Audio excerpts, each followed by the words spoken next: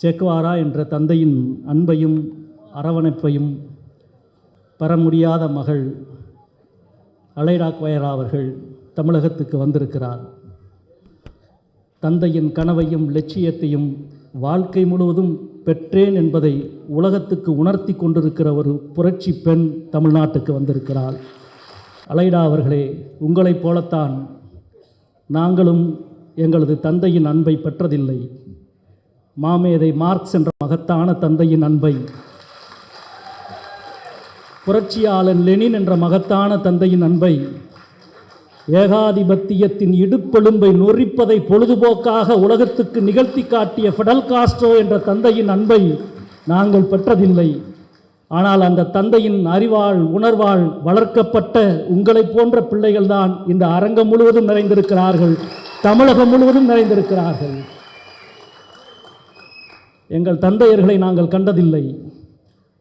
தந்தை பெரியாரை, அண்ணல் அம்பேத்கரை, தந்தை சிங்காரவேலரை, இந்த மண்ணில் எங்களை வளர்த்த எங்கள் தந்தையர்களை நாங்கள் கண்டதில்லை. ஆனால் அவர்களின் அறிவால் ஆற்றலால் வளர்க்கப்பட்ட பிள்ளைகள் நாங்கள் உங்களுக்கு வரவேற்பு தருகிறோம். உலகம் முழுக்க திருவிழாக்களினுடைய அடிப்படை இளமையை கொண்டாடுவது. அது எந்த மதமானாலும் எந்த நிறுவனமானாலும் உலகம் முழுக்க நடக்கிற திருவிழாக்களினுடைய அடிப்படை இளமையை கொண்டாடுவது. கம்யூனிஸ்டுகளாகிய நாங்கள் உலகம் முழுக்க நடக்கிற திருவிழாவின் இளமையின் அடையாளம் சேக்குவாரா என்ற மாபெரும் இளைஞர். நெற்றியின் உச்சியில் மின்னுகிற நட்சத்திரம், அடிமைப்பட்ட இருளை உலகெங்கும் அகற்றுகிற நட்சத்திரமாய் எங்கள் கொடிகளில் ஏந்தி உலகம் முழுக்க வலம் வந்து கொண்டிருக்கிற கம்யூனிஸ்டுகளாகிய நாங்கள் இங்கே கியூபாவினுடைய ஒருமைப்பாட்டிற்காக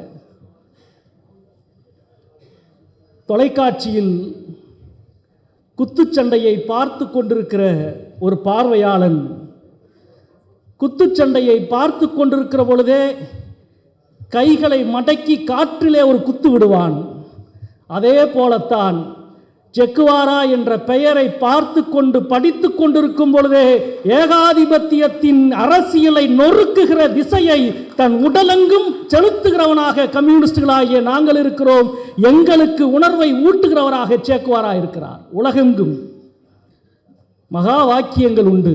உலகத்தில் உலகின் எத்தனை ஆயிரம் ஆண்டுகளாலும் நிலைத்திருக்கிற மகா வாக்கியங்கள். புத்தனுடைய மகா வாக்கியம் ஆசையே அழிவுக்கு காரணம் என்ற மகா வாக்கியம். பல மகா வாக்கியங்கள் உண்டு.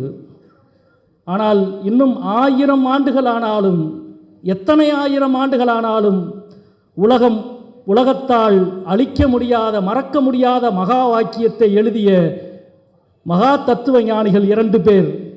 ஒருவன் காரல் மார்க்ஸ், இன்னொருவர் ஏங்கல்ஸ்.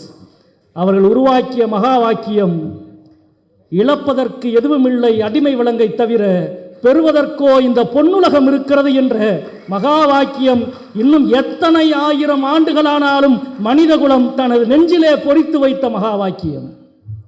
அதே போன்ற மகா வாக்கியத்தை ஃபிடல் காஸ்ட்ரோ உருவாக்கினார். வரலாறு என்னை விடுதலை செய்யும் என்று சொன்னார்.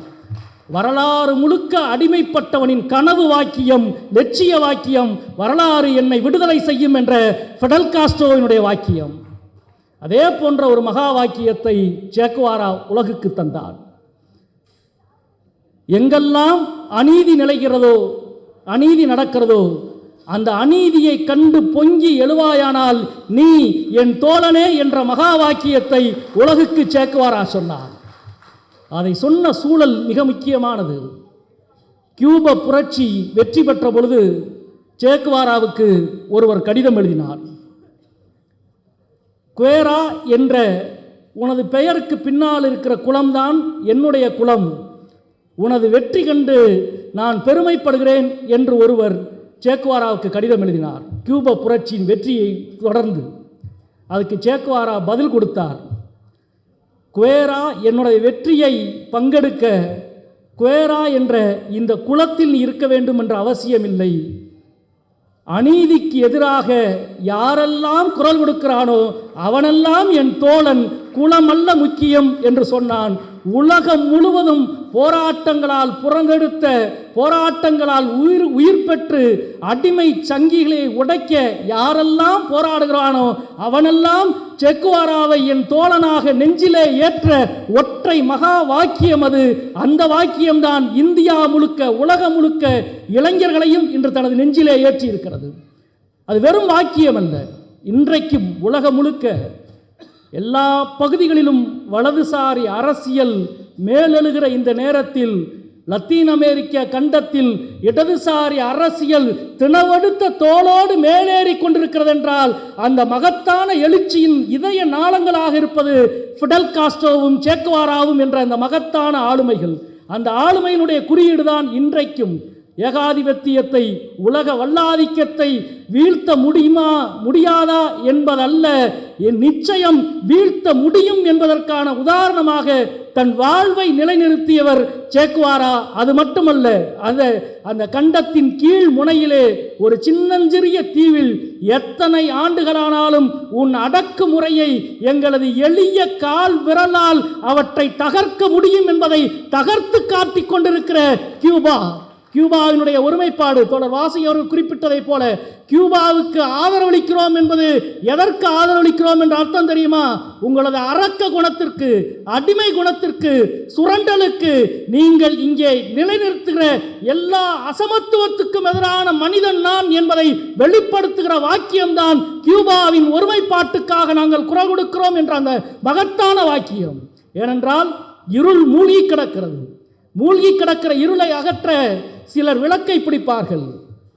அந்த விளக்கின் ஒளி கொஞ்சம் சிறிது தூரம் தெரியும். சிலர் டார்ச்சை அடிப்பார்கள்.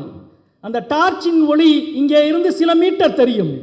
ஆனால் நீ எவ்வளவு இருளை எங்கள் மீது கவிழ்த்தாலும் ஒரு மின்னலை போல நகரத்தை, இருட்டை கிழிக்கிற ஆற்றலை சே வழங்கினான், ஃபிடல் வழங்கினான், கியூபா வழங்கியது.